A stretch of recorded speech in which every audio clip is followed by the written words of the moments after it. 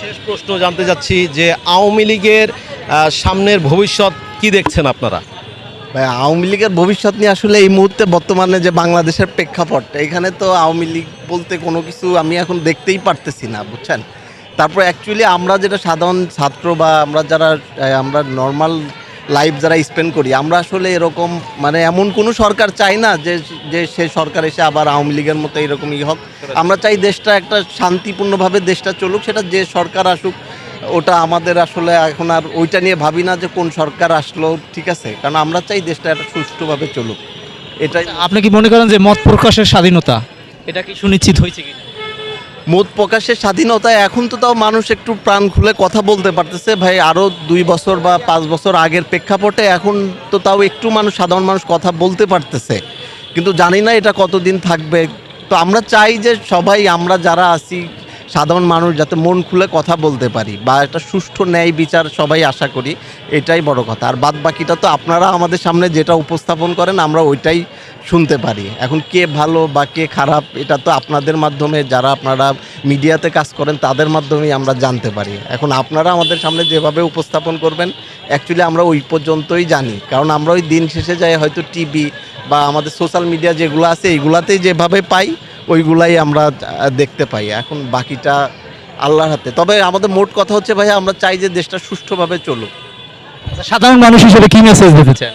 সাধারণ মানুষ হিসাবে আমরা চাই যে যে সরকার বা যাকে আমরা নির্বাচিত করব, বর্তমান মানে এটা তো এক প্রকার আমরা অনেকদিন পরে একটা স্বাধীন বাংলাদেশই ধরা চলে যে স্বাধীন বাংলাদেশ পেয়েছি, সেই জন্য আমাদের সাধারণ মানুষ সবারই উচিত যে এখন আমরা আমাদের পরবর্তী পদক্ষেপগুলো এরকম ভেবে চিন্তেই নেওয়া উচিত, যাতে আমাদেরকে আবার কয় বছর পরে আবার এরকম রাস্তায় নামতে না হয়, আবার এরকম যুদ্ধ বা আবার এরকম প্রাণহানি না হয়। আমরা সাধারণ মানুষকে এটাই বলতে চাই যে আমাদের নেক্সট পরবর্তী স্টেপগুলো এখন আমাদের হাতে, যে যেটা আমরা যাকেই চুনবো তার জন্য যাতে আমাদের আবার রাস্তায় নামতে না হয়। আমাদের সেনাবাহিনী থেকে এরকম একটা নিউজ ফ্লাশ করা হয়েছিল যে প্রধানমন্ত্রী স্বরাষ্ট্রমন্ত্রী রাষ্ট্রপতি বরাবর পদত্যাগপত্র জমা দিছে, কিন্তু এখন যে সে বলতেছে যে পদত্যাগ জমা দেয় নাই, তাহলে এটাও তার ফেস করতে হবে যে আসলে ওই সময়ের কাহিনীটা কি। আমরা তো এটা আসলে কেউ সত্যটা জানি না। সেনাবাহিনী থেকে যেরকম নিউজ প্রচার করা হয়েছে অ্যাকচুয়ালি আমরা যারা সাধারণ ছাত্র বা সাধারণ জনগণ আমরা এটাই জানি।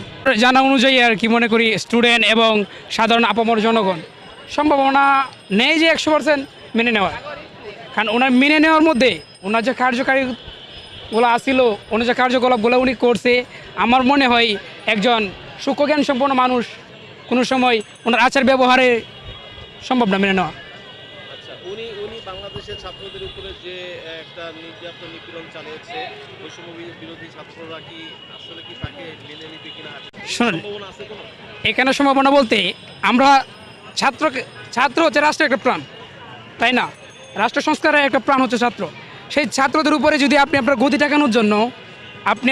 ঠেকানোর জন্য যদি সেই ছাত্রদের উপরে আক্রমণ করেন, হামলা চালান, তাহলে তো সেই আপনার রাষ্ট্রের সংস্কার হইতেছে না। সেই মেধাদেরকে আপনি বিচ্ছিন্ন করে নিতেছেন। তাহলে ওই মেধা বিচ্ছিন্ন থেকে উঠে আসার জন্য, সেই আবর্জনা থেকে উঠে আসার জন্য আমাদের কী করতে হবে? নিজেদের প্রাণ রক্ষা করতে হবে। এক্স্যাক্টলি নিজেদের প্রাণ রক্ষা করতে হবে। সেই রক্ষার্থে উনি কী করছে, মানে আমাদের উপরে নিপীড়িত ছাত্রদের উপরে যারা আন্দোলনে আছিল এবং না ছিল তাদের উপরেও মানে এভাবে আক্রমণ করছে।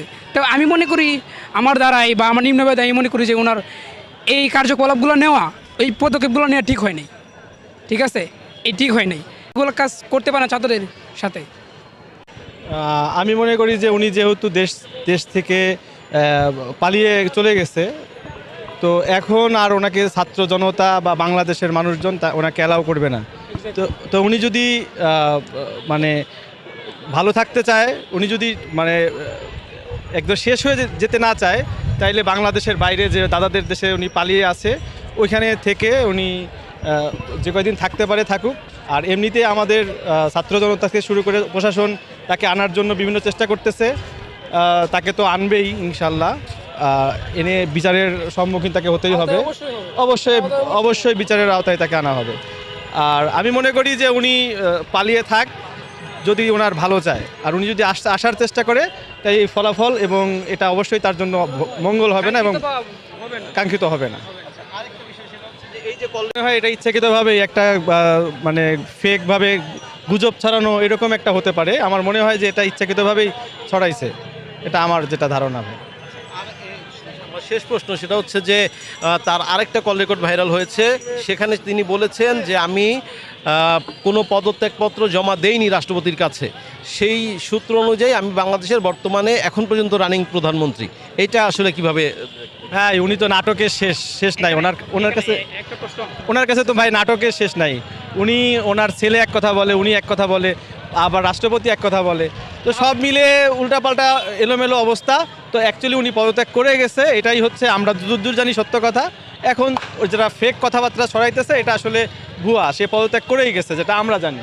তাহলে সেনাবাহিনীর যে প্রধান ছিল, সেনাবাহিনীর যে প্রধান ছিল ওয়াকারুজ্জামান, উনি কি আমাদের সাথে প্রতারণা করেছে বা মিথ্যা বলেছে আমাদের এই বিষয়টা? এই যে ইনভেস্টিগেশন করার পরে উনি কি পদত্যাগপত্র যে জমা দিয়েছে, এটা কি মিথ্যা, এটা কি জাল বানোয়াট? নো, এটা তো কোনো সময় না। অরিজিনাল দেওয়ার কারণেই উনি সবার সামনে কি করছে, ফাঁস করছে। সংসদ প্রেস ডাক দিছে, নাকি ডাক দেওয়ার পরে বলছে যে উনি প্রধানমন্ত্রী চলে গেছে, আমাদের কাছে পদত্যাগপত্র জমা দিয়ে গেছে। তাহলে উনি আবার কোন মুখে বলে? মেনে নেবে না, শেখ হাসিনাকে তো মেনে নেওয়ার কোনো প্রশ্নই ওঠে না। সেটা হচ্ছে যে কেন মেনে নিবে না এবং সাধারণ জনগণ কি চায়, তার এগেনস্টে কি করতে চায়? এ তো স্বৈরাচারী শাসক ছিল, এই হিসেবেই তাকে মেনে নেবে না। তাকে বিচারের সম্মুখীন করতেই হবে তাকে দেশে এনে।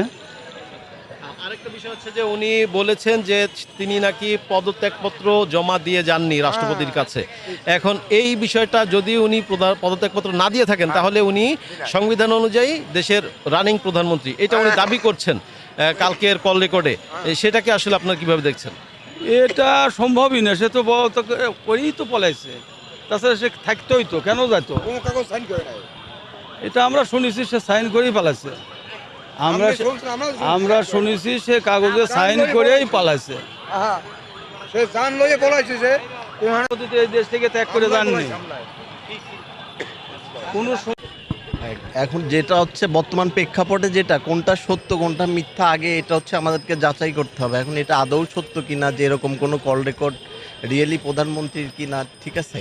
আর সে যদি দেশে আসতে চায়, আসলে তার যে এতদিনের যে তার যে এইগুলা হয়েছে এগুলা তার ফেস করতে হবে। ফেস করলে তার যে প্রাপ্য সেটা পাওয়ার পরে তো সে অবশ্যই দেশে আসতে পারবে, কিন্তু তার বিচারের মুখোমুখি তো অবশ্যই হতে হবে। এটাই আমার বর্তমান ওপিনিয়ন আর কি। এখন সাহস বলতে তার যদি এরকম সৎ সাহস থাকে যে অ্যাকচুয়ালি সে এটার সাথে জড়িত না বা এখানে কোনো চক্র কাজ করছে, সব কিছু যদি ফেস করার যদি তার এরকম একটা সৎ সাহস থাকে তাহলে সে আসতে তো পারেই অবশ্যই। আর যেহেতু বিচার বিভাগ এখন মনে করেন বাংলাদেশের সব বিভাগগুলাই স্বাধীন, তো সেহেতু সে তার ন্যায্য বিচার তো সেও আশা করতে পারে। আর যদি তার যদি সৎ সাহস থাকে সে বিচারের মুখোমুখি হবে, এটাই আর কি। আরেকটা বিষয় বলছেন যে আমি দেশ ত্যাগ করার আগে কোনো পদত্যাগপত্র জমা দেইনি, সেই অনুযায়ী বাংলাদেশের সংবিধান অনুযায়ী আমি বর্তমানে রানিং আছি প্রধানমন্ত্রী। এইটা আসলে কতটুকু যৌক্তিক বলে আপনি মনে করছেন? একবার এটা তো অ্যাকচুয়ালি সংবিধানের ইস্যু, প্রধানমন্ত্রী যেটা বলছে আদৌ সে এটা কতটুকু সত্য, কিন্তু যে যখন দেশ ছেড়ে যায় তখন আমরা শুনছি যে সে পদত্যাগপত্র জমা দিছে বা এরকম বাংলা। এখন বাকিটা সেটা রাষ্ট্রপতি থেকে বা স্বরাষ্ট্র মন্ত্রণালয় থেকে যেটা ক্লিয়ার করবে সেটাই আমরা জানতে পারবো। অ্যাকচুয়ালি আমরাও চাই যে সত্যর মুখোমুখি বা যেটাই হয়েছে এর একটা সত্য বা সুষ্ঠু তদন্ত বা সুষ্ঠু বিচার হোক, এটা তো আমরাও চাই। এটা আরেকটা বিষয় হচ্ছে যে আপনার একদিন পরপরই আমরা দেখতে পাচ্ছি, দু একদিন পরপরই এক একটা কল রেকর্ড ভাইরাল হচ্ছে। আসলে এগুলো তো মানে এটা কি কোনো ইচ্ছাকৃতভাবে করা হচ্ছে কিনা? আমিও এটা নিয়ে একটা সন্দিহান বা আমারও একটা সন্দেহ, কারণ এই যে 2 দিন আগে একটা দেখছিলাম যে 10 মিনিটের মেবি কল রেকর্ড, আবার আজকে যেটা দেখলাম যে 22 মিনিটের একটা কল রেকর্ড। এখন এটা তো অনেকেই এরকম একটাও মন্তব্য করতে যে এটা ভিআইআর দিয়ে করা যায় বা এটা, এখন যেটা আমার মনে হলো এটা অ্যাকচুয়ালি সত্য। এখন এটা কি আসলে প্রধানমন্ত্রী বা এক্স প্রাইম মিনিস্টার যাই বলেন শেখ হাসিনা কি এটার জন্য কোনো মেসেজ দিতে চাচ্ছে বা এটা কি ইচ্ছাকৃতভাবেই ফ্লাশ করা হচ্ছে কি না, কারণ সে তো এ পর্যন্ত দেশ ত্যাগ করার পরে এরকম মিডিয়াতে কোনো করে নাই, কিন্তু ইদানিং দেখতেছি যে তার 2টা অলরেডি মেবি তার কল রেকর্ড ফাঁস হয়েছে। এটা এমনটাও হতে পারে যে সে ইচ্ছাকৃতভাবে বা তার যারা সাপোর্টার বা বাংলাদেশে তার যারা লোক আছে তাদেরকে কোনো মেসেজ দিতে চাচ্ছে বা সে একটা সংগঠন আবার গোছানোর জন্য ট্রাই করতেছে। বাদ বাকিটা এখন সত্যটা সামনে আসলে তখন আমরা জানতে পারবো।